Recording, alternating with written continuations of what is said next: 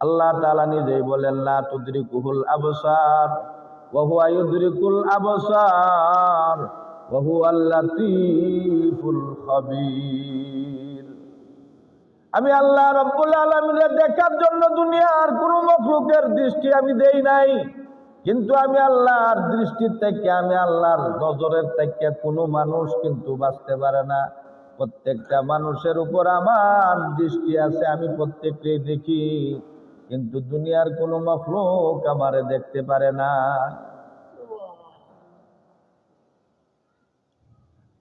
ওই বৃদ্ধা লোকে বলল, আমার 1 নম্বর প্রশ্নের উত্তর, প্রশ্ন আল্লাহ উপরে কে? তোমরা যে আল্লাহ মানো, আল্লাহর উপরে কে আছে?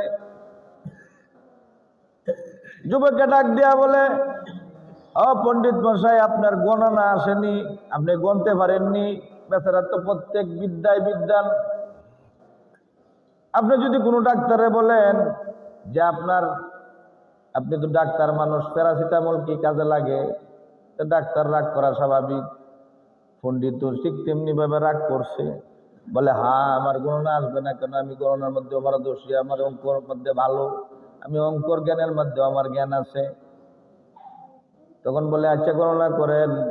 তারা তো গণনা করছে, ওয়াহেদ, বিশনা, সালাসা, আরবা, খামসা, তিসা,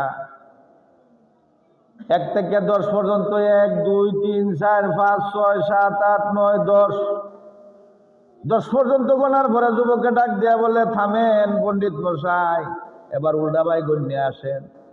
10 9 8 7 6 5 4 3 2 1। বলে 1-এর উপরে কি? তুমি জানো না নি 1-এর উপরে আর কিছু নাই? বলে ও পণ্ডিত মশাই, তোমার মামুলি গণনার মধ্যে যদি 1-এর উপরে কিছুই থাকে না, আমাদের আল্লাহ এক, আমাদের আল্লাহর উপরে আর কেউই নাই। আল্লাহ তাআলা ডাক দিয়া বলেন, হে নবী আপনি বলে দেন, কুল হুয়াল্লাহু আহাদ আল্লাহুস সামাদ লাম ইয়ালিদ ওয়া লাম ইউলাদ ওয়া লাম ইয়াকুল লাহু কুফুয়ান আহাদ। হে নবী আপনি বলেন, আল্লাহু আহাদ, আল্লাহ এক, আল্লাহর উপরে আর কেউই নাই। আল্লাহুস সামাদ, আল্লাহুস সামাদ, আল্লাহ কারো মুখাপেক্ষী নয়, আল্লাহর কারো সাহায্য নিতে প্রয়োজন হয় না। আল্লাহ কাউরে জন্ম দেন না, কারোর কাছ থেকে জন্ম গ্রহণ করেন না। আল্লাহ পুরুষও না, মহিলাও না, আল্লাহ সবকিছু থেকে পবিত্র, বেনিয়াজ। আল্লাহ রব্বুল আলামিন সবার উপরে, উনি হলেন রব্বুল আলামিন, উনার উপরে আর কেউই নাই। ও পণ্ডিত মশাই, তোমার গণনার মধ্যে যদি, সাময়িক গণনার ভিতরে যদি, দুনিয়ার গণনার মধ্যে যদি 1-এর উপরে কিছু থাকে না, ঠিক তেমনি ভাবে আমার আল্লাহ এক, আমার আল্লাহর উপরে আর কিছুই নাই। সুবহানাল্লাহ। এই কথা যখন কইছে, কোয়ার লগে লগে তো মজলিসের মধ্যে একটা শোরগোল শুরু হয়ে গেছে। সমস্ত আলিমরা তারে বাহবা দেওয়া শুরু করছে। প্রথমত মনে করছে যে বলে এই ফুয়া আর কি উত্তর দিব। তখন আল্লাহর প্রথম উত্তর যখন দিছে, দেওয়ার পরে লোকটা এত বিপদ উবরে গেছে যে হাই রে আফসোস, প্রথম প্রশ্নের উত্তর তো শেষ। বলে আমার ঠিক আছে, তুমি প্রথম প্রশ্নের উত্তর তুমি দিতে পারছো, দ্বিতীয় প্রশ্নের উত্তর দাও। আল্লাহ কোন দিকে দেখে? এখন যদি বলেন আল্লাহ সামনের দিকে দেখে, পিছনে তো খালি থাকে, পিছনে কিতা হইতেছে কেউই কইতে পারতো না। যদি বলেন ডাইনে দেখে, তাইলে কইব বামে তো আল্লাহ দেখতে পারে না। যদি কয় উপরে দেখে, তাইলে বলবে নিচের দিকে কে দেখবে? এমন কঠিন প্রশ্ন করে বসে পণ্ডিতে। তখন যুবকের প্রথমেই উত্তর দিছে। এই লোকটা প্রশ্ন করার ফলে, প্রশ্ন যখন করছে, করার সময় কিন্তু লোকটা চেয়ারের মধ্যে বসা ছিল, রাজার পার্শ্ববর্তী হইয়া।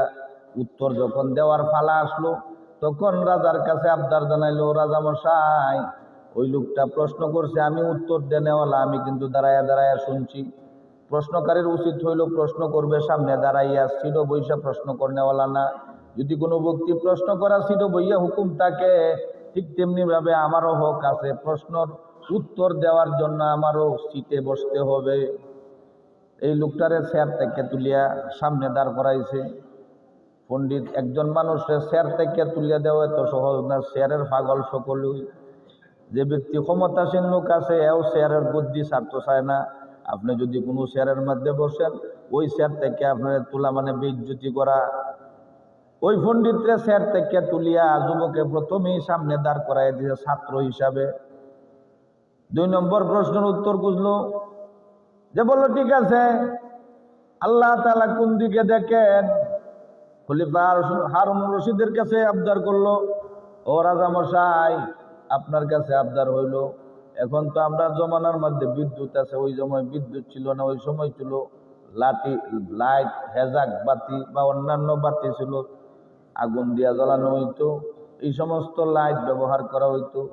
এই লাইট জ্বালানো হয়েছে বলে রাত্রেবেলা অন্ধকার, এই অন্ধকারের মাধ্যমে তোমরা সকলে এই লাইটগুলা নিভিয়ে দাও। অন্ধকারের মধ্যে অন্ধকার হয়ে যেত সারা রুম। বলে এই লাইটগুলা নিবানোর ব্যবস্থা করেন। রাজা আদেশ করলো সমস্ত লাইট নিভাইয়া দাও। সমস্ত লাইট যখন অফ করিয়া দেওয়া হলো, তখন পণ্ডিতে চিল্লান শুরু করলো, এটা আবার কোন রকমের প্রশ্ন উত্তর দেওয়া শুরু করলা? এটা তো কোনো দ্বারা হয় না, সমস্ত লাইট নিবানোর কি দরকার আছে? বলে ও পণ্ডিত মশাই আপনি নীরব থাকেন না, আমি আপনারে বুঝাই দিতেছি। রাজার কাছে আবদার করলো, রাজা মশাই আপনি আমার একটা মোমবাতির ব্যবস্থা করিয়া দেন। সমস্ত ঘর অন্ধকার, এই অন্ধকার ঘরের ভিতরে একটা মোমবাতি জ্বালানো হইল। এই মোমবাতির মধ্যে আগুন দেওয়া হইল। আগুন দেওয়ার ফলে বলে, ও পণ্ডিত মশাই বলেন সমস্ত অন্ধকারের ভিতরে এই যে মোমবাতি জ্বালানো হয়েছে, মোমবাতির আলো কোন দিকে গেল? ডাইনে আসেনি? বলে হ ডাইনে দেখা যায়। বামে দেখা যায়নি? কয় দেখা যায়। সামনে মোমবাতি দেখেনি? বলে হা। পিছনে দেখেনি? বলে হা। উপরে দেখেনি? বলে হা। নিচে দেখেনি? বলে হা নিচে। সামান্য একটা মোমবাতি যদি, মোমবাতির আলো যদি চতুর্দিক অন্ধকারে আলোকিত করতে পারে, আমার আল্লাহ হলেন নূরের নূর, যিনি সব নূর তার কাছে আছে। আল্লাহ রব্বুল আলামিনের কাছে 70,000, আল্লাহ রাসূল সাল্লাল্লাহু আলাইহি ওয়াসাল্লাম মেরাজের রাত্রে যখন মেরাজে গেছিলেন 70,000 পর্দা উনি দেখছিলেন। আল্লাহর সামনে 70,000 পর্দা আছে। এক একটা পর্দা 7 আসমান 7 জমিন যত বড় হবে না রে, তার থেকে আরো দ্বিগুণ বড় এক একটা নূরের পর্দা। আল্লাহ রাব্বুল আলামিন তো নূর, ওই নূর যে আল্লাহর কাছে এত নূর আছে, ওই আল্লাহর নজর থেকে কেউই দেখে না। আল্লাহ তাআলা সমস্ত দিকে ওনার নূর ছড়াইয়া আছে। সুবহানাল্লাহ। আল্লাহু নূরুস সামাওয়াতি ওয়াল আরদ মাসালু নূরিহি কামিশকাত। এই আয়াতের লাস্টে আছে নূরুন আলা নূর ইয়াহদিল্লাহু লিনূরিহি মাইয়াশা। নূর আল্লাহ রাব্বুল আলামিন। আল্লাহ তাআলার কোনো দিকে তাকাইতে হয় না, সমস্ত কিছু আল্লাহ তাআলার সামনে। আল্লাহ তাআলা সব দৃষ্টি, সব দিকে, সর্ব জিনিসের উপর নজর আল্লাহ তাআলার আছে। আল্লাহ তাআলার নজর থেকে কেউ খালি না।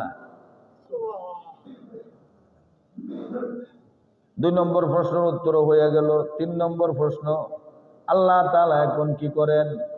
যুবকে ডাক দিয়া বলে, আল্লাহ রাব্বুল আলামিন আমার লাগান ফারাসিরা লোক, আমার লাগান দুর্বল মানুষ যে আসছিল মজলিসের মধ্যে লেকচার শোনার জন্য, আমার কাপড়ও বালানা, আমারে আল্লাহ রাব্বুল আলামিন এই মুহূর্তে রাজার পাশে বসাইছেন উত্তর দেওয়ার জন্য। আর তুমি রোম দেশ থেকে আসছো রাজার মেহমান হইয়া। আল্লাহ রাব্বুল আলামিন তোমারে রাজার রাজ দরবারের মেহমান থেকে ফকির বানাইয়া আমার সামনে দাঁড় করাইয়া রাখছে। সুবহানাল্লাহ। 3 প্রশ্নের উত্তর শেষ। কারণ আল্লাহ তাআলার এই ক্ষমতা আছে।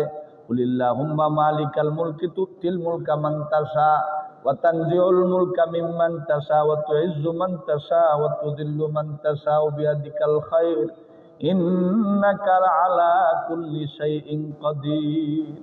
আল্লাহ রাব্বুল আলামিন যারে ইচ্ছা করে সম্মান দেয়, যারে ইচ্ছা করে বেইজ্জতি দেয়, এটা আল্লাহ তাআলার ইখতিয়ার। যারে ইচ্ছা করে আসনে বসায়।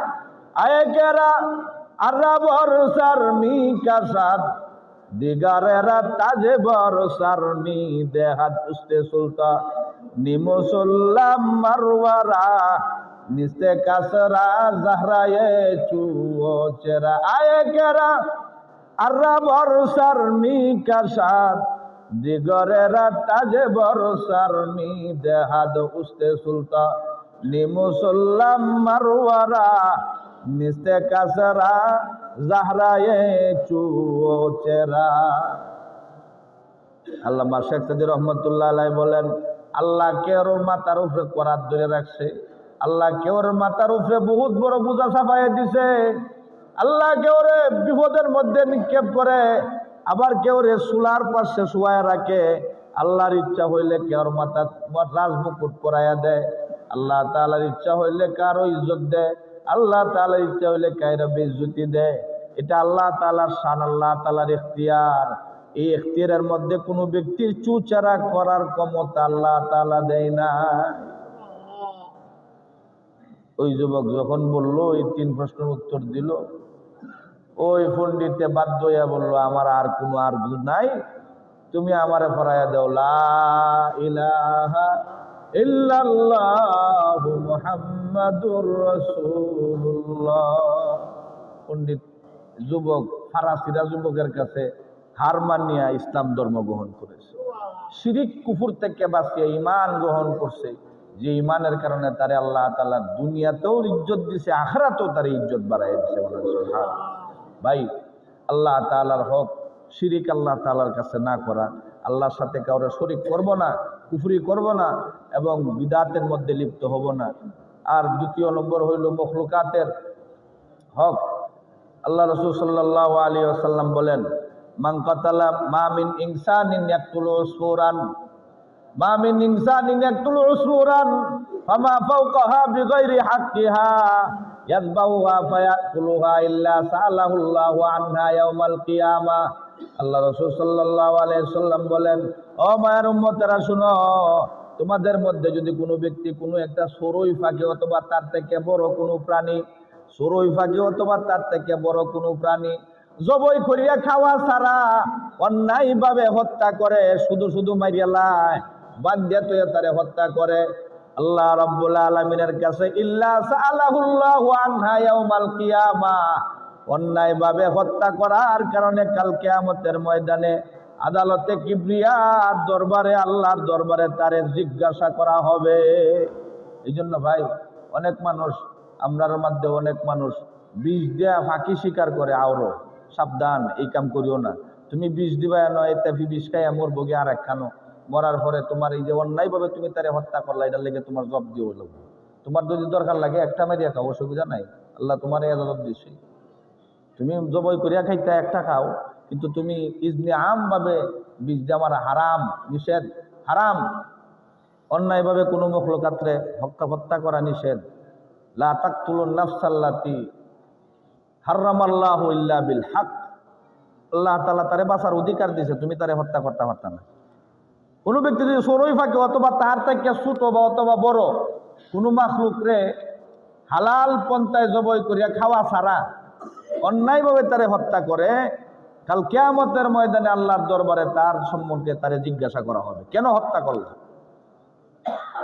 একটা বিড়াল রে অন্যায়ভাবে মারার কারণে আল্লাহ রাসূল হাদিসের মধ্যে বলছেন, দাখালাত ইমরাতুন নারে ফি হিররাতিন, দাখালাত ইমরাতুন নারে ফি হিররাতিন রাবাতাতহা ফালাম তুতইমুহা ওয়ালাম তাদাহা ওয়ালাম তাদাহা তাকুলু মিন খাসাসিল আরদ।